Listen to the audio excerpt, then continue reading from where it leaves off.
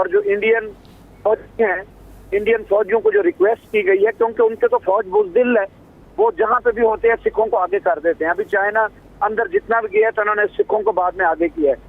تو ہم ان کے لیے نہیں مرنا چاہتے کیونکہ ہمارے دشمن، اور ہم نے اپنا خالصتان لینا ہی لینا ہے. ریفرینڈم کے ذریعے بھی انشاءاللہ آپ دیکھیں گے کہ اتنے ریفرینڈم میں اتنے زیادہ لوگ شامل ہوں گے کہ مودی جو ہے اس کی آنکھیں کھلی کی کھلی رہ جائیں گی. سکھوں کے اندر ایک تحریک پیدا ہوگی، اور یہ جو میسج ہم نے انہی کے جو رہنما ان کا ہے، اس کے بعد میرے پاس جو اطلاع ہے وہ ایک مصدقہ اطلاع یہ ہے کہ 11,000 سے زائد سکھ ہیں جنہوں نے فوج سے اپنا تعلق ختم کر دیا ہے، جنہوں نے کہا جی ہم نے نہ ریٹائرمنٹ کے پیسے لینے ہیں، نہ پینشن لینی ہے، ہم نے اپنی جان نہیں گنوانی، جان گنوائیں گے تو اپنے اس مقصد کے لیے جو ان کا مقصد ہے وہ سمجھتے ہیں. یہ اب وہاں ہم نے پہلے پروگراموں میں بھی یہ بتایا تھا کہ یہ جان بوجھ کر یا تو سکھوں کو آگے کر دیتے ہیں یا نچلی ذات کے ہندوؤں کو آگے کر دیتے ہیں.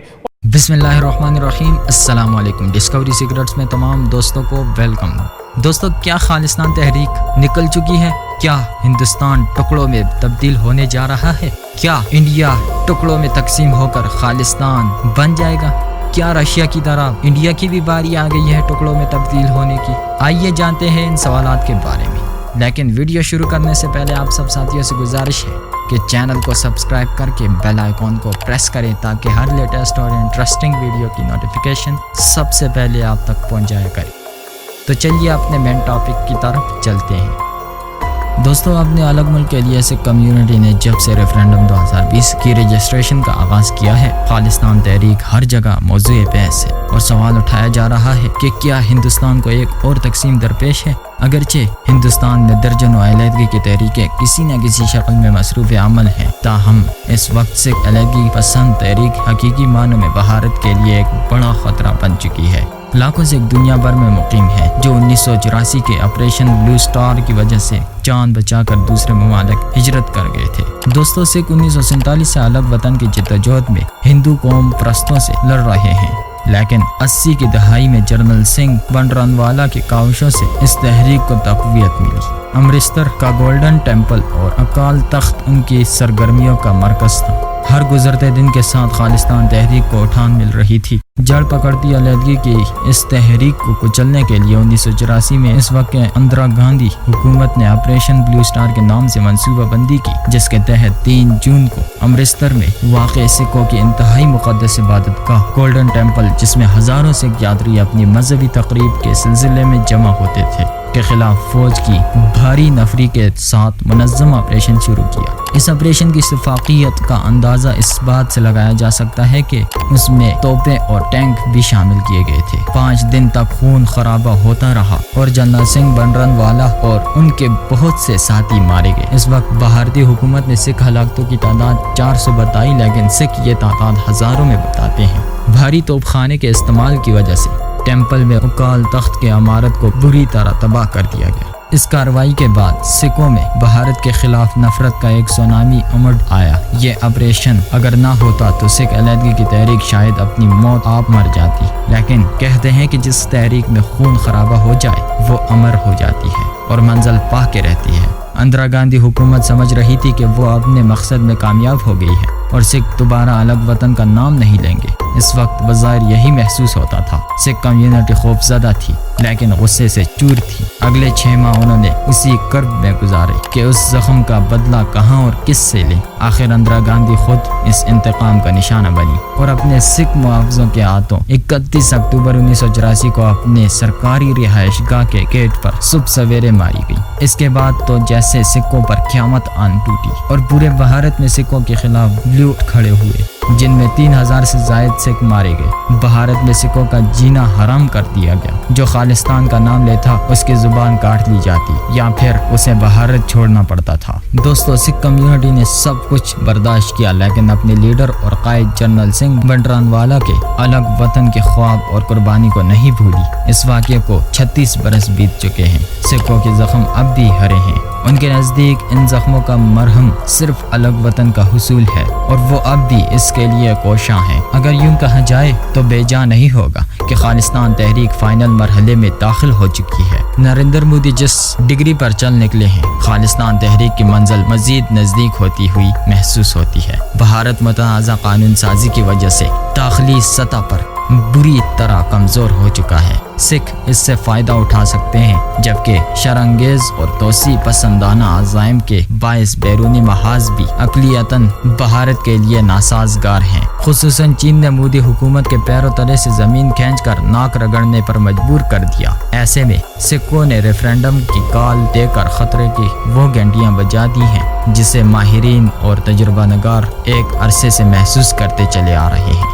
دوستو، سکھ رہنما گوپال سنگھ چاولہ نے اگلے روز پاکستان کے ایک نجی چینل سے بات چیت کرتے ہوئے کہا کہ ریفرینڈم 2020 خالصتان موومنٹ کے رجسٹریشن کا نقطہ آغاز ہوگا۔ ہم اپنے تمام سکھ بھائیوں کے دستخط لیں گے۔ ان کا کہنا تھا کہ گرو پتوان سنگھ پنہو سکھ فار جسٹس کے رہنما ہیں اور وہ ایک وکیل ہیں جنہوں نے کئی پٹیشن فائل کی ہیں۔ خالصتان کا قیام ہمارا بنیادی حق ہے۔ 1947 میں گاندھی جی نے ہم سے وعدہ کیا تھا کہ پاکستان اور بھارت کی سرحد پر خالصتان کا قیام عمل میں لایا جائے گا۔ انہوں نے یہ بھی اقرار کیا کہ میں یہ بات واضح طور پر کہنا چاہتا ہوں کہ اس وقت ہمارا سکھ رہنماؤں نے بھارت میں شامل ہونے کا انتہائی غلط فیصلہ کیا تھا۔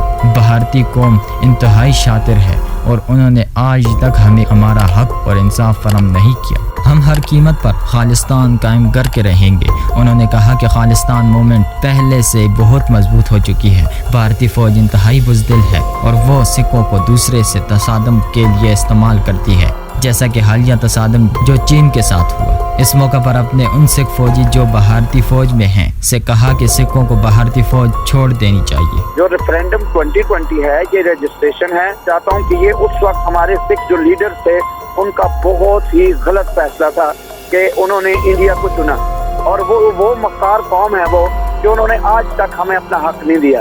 فوجی ہیں، انڈین فوجیوں کو جو ریکویسٹ کی گئی ہے، کیونکہ ان کے تو فوج بزدل ہے، وہ جہاں پہ بھی ہوتے ہیں سکھوں کو آگے کر دیتے ہیں۔ ابھی چائنا اندر جتنا بھی گیا ہے تو انہوں نے سکھوں کو بعد میں آگے کیا ہے۔ تو ہم ان کے لیے نہیں مرنا چاہتے کیونکہ ہمارے اور ہم نے اپنا خالصتان لینا ہی لینا ہے۔ ریفرینڈم کے ذریعے بھی انشاءاللہ آپ دیکھیں گے کہ اتنے ریفرینڈم میں اتنے زیادہ لوگ شامل ہوں گے کہ مودی جو ہے اس کی آنکھیں کھلی کی کھلی رہ جائیں گی۔ انہوں نے واضح کیا کہ ہم بھارتیوں کے لیے نہیں مرنا چاہتے کیونکہ وہ ہمارا دشمن ہے۔ انہوں نے مزید کہا کہ ریفرینڈم 2020 کے شاندار نتائج دیکھ کر مودی کے آنکھیں کھلی کی کھلی رہ جائیں گی۔ گوپال سنگھ چاولہ نے مزید کہا کہ سکھ موومنٹ انتہائی مضبوط ہو چکی ہے۔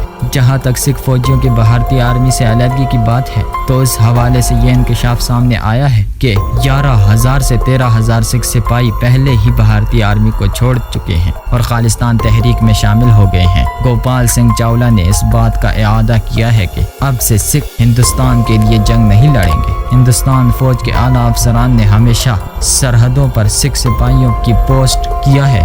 5 ذات کے ہندو ہندوستان کے لیے اپنی جانیں دیتے ہیں۔ انہوں نے واضح کیا کہ اس کے بعد سے سکھ صرف خالصتان کے لیے اپنی جانیں دیں گے۔ ہندوستانی فوج کے لیے ایک بڑا دھچکا ہے کہ سکھ سپاہی اب آہستہ آہستہ انڈین آرمی چھوڑ کر اپنی آزادی کی تحریک میں شامل ہو رہے ہیں۔ یہ سب کچھ ایسے وقت ہو رہا ہے جب چین کے ہاتھوں بھارتی آرمی کو شکست اور رسوائی کا سامنا ہے۔ گوپال سنگھ نے دعویٰ کیا کہ خالصتان بنیادی حق ہے۔ سکھ قوم اب کسی بھی قیمت پر خالصتان تشکیل دیں گے۔ انہوں نے گاندھی کے سکھوں کے ساتھ خالصتان کے لیے کیے گئے وعدے کا حوالہ دیا کہ ہندو کی عادت پر اعتبار نہیں کیا جا سکتا۔ اب سکھ قوم کو پوری طرح آگاہی حاصل ہے اور اس وقت دلی خوف و ہراس میں ہے۔ دوستو، خالصتان موومنٹ کے رہنماؤں کا ہمیشہ یہی کہنا ہوتا ہے کہ بھارت میں سکھوں کے ساتھ برا سلوک روا رکھا گیا۔ ہم زبردستی بھارت کا حصہ ہیں، مرضی سے کبھی بھارت کا حصہ نہیں رہے۔ بھارت نے ہمارے پارلیمنٹ میں آئینی غنڈہ گردی کی۔ ہماری مقدس جگہ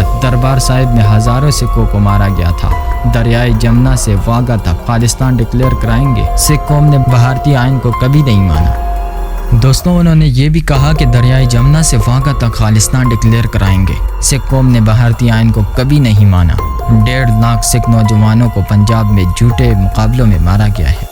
ہم مقبوضہ پنجاب کو خالستان ڈکلیئر کرانا چاہتے ہیں۔ ورلڈ سکھ پارلیمنٹ 30 ملین سکھوں کی آواز بنے گی۔ ایسا لگتا ہے کہ بھارت ڈوب جانے والے جہاز کی طرح کام کر رہا ہے۔ بی جے پی RSS کے فاشسٹ پالیسیوں نے نہ صرف ہندوستانی فیڈریشن کو کمزور کیا ہے بلکہ معاشرہ اور ادارے میں بھی کمزوری آتی جا رہی ہے۔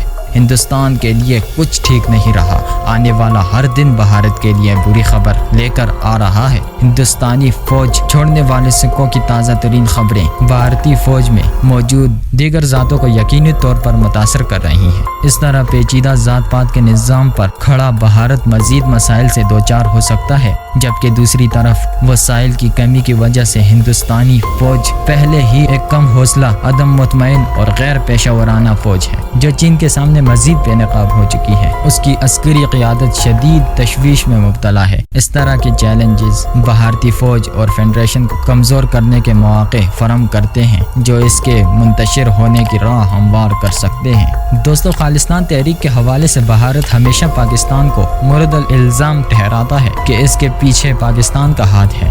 گزشتہ برس برطانوی کمیشن نے پاکستان کو سکھوں کی الگ ملک خالستان کے لیے جاری تحریک سے بری الزامہ قرار دیتے ہوئے کہا کہ خالستان تحریک کے پیچھے پاکستان کا ہاتھ نہیں ہے۔ برطانوی کمیشن نے اپنی رپورٹ میں کہا کہ سکھ بھارتی پالیسیوں سے خوش نہیں ہے۔ اوورسیز سکھ کمیونٹی اپنی شناخت کے حوالے سے زیادہ متحرک ہے۔ دوستو، گولڈن ٹیمپل حملے کے بعد علیحدہ وطن کے مطالبے میں اضافہ دیکھنے میں آیا۔ کمیشن نے کہا کہ سکھوں کی اکثریت علیحدہ ملک کا قیام چاہتی ہے، جبکہ بھارتی حکومت اور میڈیا کا رویہ سکھ علیحدگی پسندوں کے ساتھ ٹھیک نہیں ہے۔ تو دوستو، آج کی ویڈیو بس یہی تک تھی۔ آپ کیا سمجھتے ہیں کہ سکھوں کو الگ ملک ملنا چاہیے یا نہیں؟ کمنٹس باکس میں ضرور بتائیے گا۔ اس ویڈیو کو اپنے دوستوں اور رشتہ داروں کو شیئر کیجیے، اسے واٹس ایپ گروپ، فیس بک اور دیگر سوشل میڈیا پلیٹ فارم پر بھی شیئر کیجیے تاکہ ان کو بھی پتہ چل سکے کہ دنیا میں کیا ہونے جا رہا ہے اور ان کے علم میں اضافہ ہو سکے۔ تو ویڈیو پسند آنے کی صورت میں ویڈیو کو لائک کر دیجیے اور ہماری حوصلہ افزائی کے لیے چینل کو سبسکرائب کر کے بیل آئیکن کو پریس کر دیجیے گا۔ اپنا اور اپنے گرد و نواح سب کا خیال رکھیے گا۔ اسی کے ساتھ ہمیں اجازت دیجیے۔ خدا حافظ۔